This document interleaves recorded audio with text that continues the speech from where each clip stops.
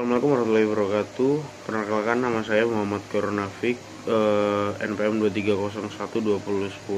23012010-327, kelas pemasaran strategi. Ingin memaparkan final project individu saya, yang di final project ini saya akan memaparkan kompetitif strategi battle head to head brand war analysis. Saya membawakan dua brand, yaitu Toyota dan BYD. Untuk pemaparannya saya perjelaskan dengan cara presentasi setelah video ini.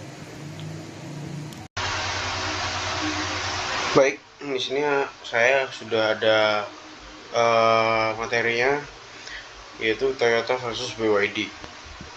Yang pertama, saya ingin menjelaskan metode final project individu ini, yaitu yang berisi tentang analisis head to head, kayak membandingin strategi harga sama proporsi antara Toyota sama BYD.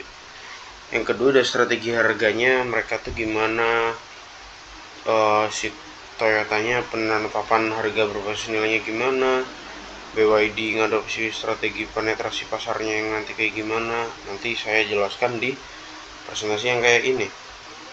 Selanjutnya adalah strategi promosinya, bagaimana mereka cara promosinya, bagaimana BYD bisa meledak di tahun ini, bagaimana Toyota bisa sustain lama di market ini gitu. Selanjutnya adalah perkenalan brandnya. Toyota berpusat di Jepang, dikenal karena inovasi dan kualitas mobil yang teruji waktu, yang udah lama banget, dari saya kecil bahkan udah ada. BYD ini asalnya Cina, cuman kayak inovasinya baru terus akhir-akhir ini juga booming karena harganya yang murah gitu. Jadi saya tertarik untuk pembahasan yang perbandingan antara kedua ini. Selanjutnya ini analisis harganya. Toyota tuh menerapkan strategi harga yang kayak mungkin memang lumayan pricey, cuman karena mereka sudah bangun trustnya dari lama, bangun kepercayaannya dari lama, itu Toyota mungkin bisa menggayu kayak narik customer lebih percaya lagi, karena komunitasnya udah kenceng banget, udah gede lah. Ada yang Toyota ini karena udah banyak juga kan, udah ada di yang balapan, ada yang di supercar, ada yang di mana-mana, jadi udah ada banyak komunitasnya. Terus di positioningnya ada Toyota yang fokusnya ada persepsi premium. Emang sih kalau ngomongin harga, emang Toyota tuh tinggi, cuman kualitasnya memang sama, makanya trustnya bisa tinggi juga. Sementara BYD nekenin harga terjangkau yang inovasinya teknologi terus. Sensitivitasnya kayak BYD ini segmennya lebih ke mahasiswa, kayak mereka lebih murah, mereka lebih butuh gitu dibandingkan keluarga dan milenial. Selanjutnya ada model harganya BYD sama Toyota tuh jauh banget ya. Daripada Toyota, kalau masuk kayak saya mending BYD jauh, karena dia inovasinya baru, outnya baru, pakai baterai, ramah lingkungan, pajaknya murah gitu. Selanjutnya kalau peta posisinya harga Toyota sama BYD tuh, kalau perceived quality-nya Toyota tuh ada di kanan atas, ada price-nya tinggi tapi quality-nya juga tinggi. Sedangkan BYD mungkin kalau menurut saya karena beberapa tahun ini BYD masih baru, quality-nya masih belum terbuka seluas Toyota yang udah lama gitu ya. Jadi price-nya di bawah. Mungkin sebenarnya quality-nya nggak di daerah bawah kiri, mungkin agak ke tengah gitu. Cuman menurut saya ini gambarnya aja yang salah. Selanjutnya ada sensitivitas harganya yang tadi yang udah saya bilang tadi. Mahasiswa tuh cenderung nyari harga yang terjangkau karena keterbatasan anggaran. Karena jauh banget harganya, dari 200 juta ke range-nya kalau udah yang paling bagus biasanya orang rata-rata beli Innova tuh 500 juta, 600 juta. Kayak milenial untuk mahasiswa itu udah bagus banget karena udah nggak pakai bensin, listriknya murah, kayak gitu-gitu. Terus kalau target pasarnya juga ke milenial, karena milenial nih masih kebuka sama inovasi baru, teknologi baru, kayak mempertimbangkan nilainya juga. Karena harganya tuh kenapa sih BWD ini ramai banget gitu. Makanya milenialnya juga nyari juga mungkin. Ya, terakhir adalah keluarga.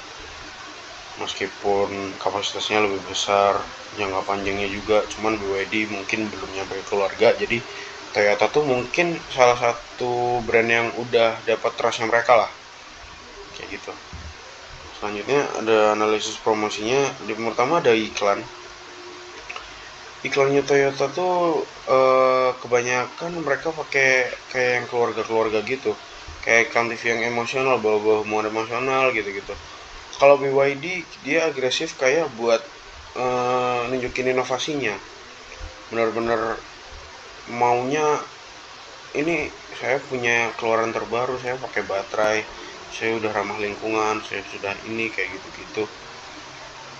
Jadi kayak udah beda ranah gitu, karena si BYD ini baru banget muncul dan dia harus keluarin, orang-orang harus tahu bahwa dia punya inovasi baru. Selanjutnya ada perbandingan ya yang tadi, perbandingan iklan Toyota dan BYD tadi. Ini analisis pasarnya. Mungkin kalau sekarang analisis pasarnya tuh karena mereka sekarang udah zamannya digital ya, menurut saya BYD ini lebih sering masuk ke saya promosinya daripada ke teman-teman saya juga yang seumuran saya. Itu lebih masuk ke kita karena menurut saya generasi saya itu udah paling gampang untuk nyerna yang kayak gitu-gitu, yang mungkin teknologinya, mungkin yang inovasi barunya. Jadi kita bisa dengerin mereka secara lebih lengkap lah gitu. Selanjutnya ada cara promosi jualannya mereka ini. Sebenarnya kalau mobil sama-sama aja, kalau diskon tetap sama yang kayak sama-sama aja kayak Toyota, beda juga sama, cashback gitu-gitu sama sih, cicilannya dua-duanya sama.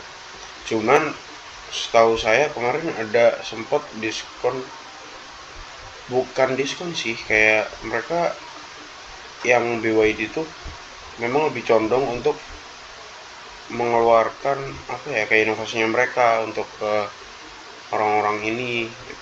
Memang pengen show off kalau mereka itu punya inovasi baru gitu, jadi biar enak gitu promosinya. Selanjutnya ini PR-nya, kalau Toyota itu pakai CSR, itu dia lebih aktif ke tanggung jawab sosial, kayak program-programnya, dia sponsor-sponsornya dia lebih condong ke mereka tuh PR-nya, karena mungkin Toyota udah sadar kalau mereka kurang ramah lingkungan. Sedangkan kalau BYD tuh menonjolkan inovasi dalam teknologi ramah lingkungan untuk meningkatkan reputasi brandnya. Karena baru banget BYD itu baru naik akhir-akhir ini.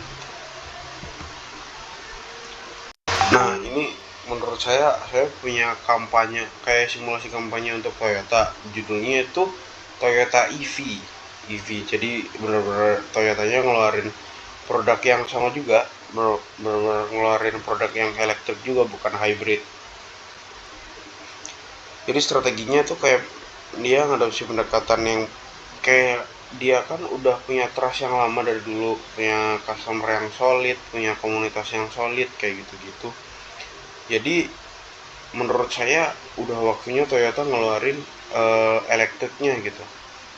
Udah waktunya Toyota tuh ngeluarin inovasi barunya, karena menurut saya semakin lama Toyota ini nggak ngeluarin inovasi, menurut saya bakal kalah lama-lama gitu. Targetnya tuh menargetkan konsumen yang peduli lingkungan, ya yang seperti saya bilang tadi, BYD tuh ramah lingkungan karena udah pakai listrik, udah nggak pakai bahan bakar. Terus listriknya juga tahan lama gitu. Terus penyebarannya gimana? Pakai media, sebenarnya pakai brosur juga bisa, pakai media sosial. Untuk sekarang mungkin media sosial paling ampuh karena bisa menjangkau semua orang. Sebenarnya nggak cuman generasi saya aja. Karena kalau pakai video semua orang pasti bisa lihat gitu. Nah, ini kayak tagline-nya kayak pasti sampai, mungkin ditonjolin baterainya seberapa lamanya, ininya sustainnya, terus targetnya gitu-gitu, buat sehari-hari, buat daily use kayak gitu. Selanjutnya ada konten kreatifnya. Jadi jadi nanti kontennya Toyota yang baru ini dia kayak ngeluarin statement kalau mobilnya tuh nggak apa-apa, ini bukan prototype lagi, ini barang jadi, ini barang siap jual kayak gitu-gitu. Mungkin tes kendaraan, perbandingan biayanya mungkin lumayan jauh, boleh sebenarnya dinaikin dikit karena udah punya trustnya kayak gitu. Kayak, tapi tetap sama pakai video-video yang kayak emosional yang kayak dulu, kayak berkeluarga yang kayak gitu-gitu masih bisa. Selanjutnya adalah key performance-nya. Ini race-nya tuh kayak kita mau nyampein kalau berapa banyak audiens yang kena gitu sama medianya kita gitu. Yang kedua ada engagement-nya, kayak interaksi audiensnya, like-nya, komentarnya, share-nya. Kita butuh nilai responsnya mereka. Terus yang terakhir ada leads-nya, kayak menghitung jumlah prospeknya yang dihasilin dari kampanye, dari dikonversi jadi yang menjadi potensial gitu, pelanggan potensial gitu, bakal jadi customer. Nah, yang terakhir ada kesimpulan pemenangnya menurut saya, kalau sebelum ada ini apa namanya, kalau sebelum ada strategi tadi yang barusan itu, yang kampanye itu, mungkin menurut saya sekarang BYD menang karena dia jauh banget harganya di bawah Toyota, terus dia ramah lingkungan, dia EV, dia listrik, dia murah, pajaknya juga murah, bahan buat jalannya juga murah. Cuman kalau menurut saya, kalau Toyota mau pakai campaign ini, menurut saya Toyota bakal menang karena dia udah punya trust lama, dia udah punya community yang solid, dia pasti punya channel yang udah mantep banget buat di sharein medianya kayak gitu. Mungkin menurut saya itu udah cukup baik untuk disampaikan. Kurang lebihnya mohon maaf. Saya Muhammad Farhan Afif. Wassalamualaikum warahmatullahi wabarakatuh.